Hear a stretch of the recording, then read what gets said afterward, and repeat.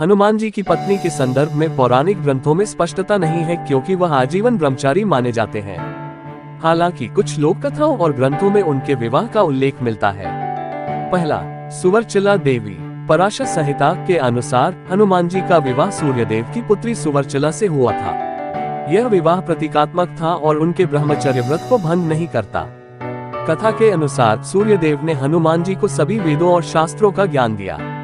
इस ज्ञान को पूर्ण करने के लिए हनुमान जी का विवाह सुवर्चला से हुआ। दूसरा, ब्रह्मचर्य का पालन। हनुमान जी को ब्रह्मचारी और भगवान राम के अनन्य भक्त के रूप में जाना जाता है। उनके विवाह की कथा केवल प्रतीकात्मक मानी जाती है और उन्होंने अपना जीवन भगवान राम की सेवा और धर्म स्थापना के लिए समर्पित किया। निष्कर्ष, आधिकारिक रूप से हनुमान जी का विवाह और पत्नी का विवरण लोक कथाओं तक सीमित है। मुख्यधारा की मान्यताओं में वह ब्रह्मचारी और निस्वार्थ भक्त माने जाते हैं। उनकी पत्नी की संख्या एक सुवर्चला बताई जाती है, लेकिन ये कथा हर जगह प्रचलित नहीं है। हनुमान जी को सामान्यतः ब्रह्मचारी माना जाता है और पौराणिक ग्रंथों में उनका कोई संतान नहीं बताया गया है। हालांकि कुछ लोक कथाओं और क्षेत्रीय मान्यताओं में उनके पुत्र का उल्लेख मिलता है। मकरध्वज, हनुमान जी का पुत्र। लोक कथाओं के अनुसार हनुमान जी के एक पुत्र का नाम मकरध्वज था। इस कथा का उल्लेख मुख्य रूप से महाभारत, हनुमान नाटक और अन्य लोक ग्रंथों में मिलता है।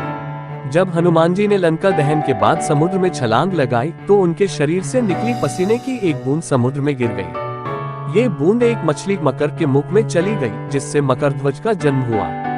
मकरध्वज को पाताल लोक का रक्षक माना जाता है। बाद में पाताल लोक में भगवान राम और हनुमान जी के संग्राम के दौरान मकरध्वज का सामना अपने ही पिता हनुमान जी से हुआ। आध्यात्मिक दृष्टि, मकरध्वज का उल्लेख प्रतीकात्मक माना जाता है। ये हनुमान जी की असाधारण शक्तियों और ब्रह्मचर्य व्रत के प्रति उनकी निष्ठा पर आधारित है।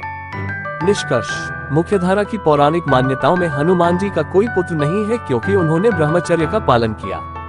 लेकिन लोक कथाओं में मकरध्वज को उनका पुत्र बताया गया है, जो उनके चरित्र के प्रतीकात्मक और चमत्कारी पहलुओं को दर्शाता है।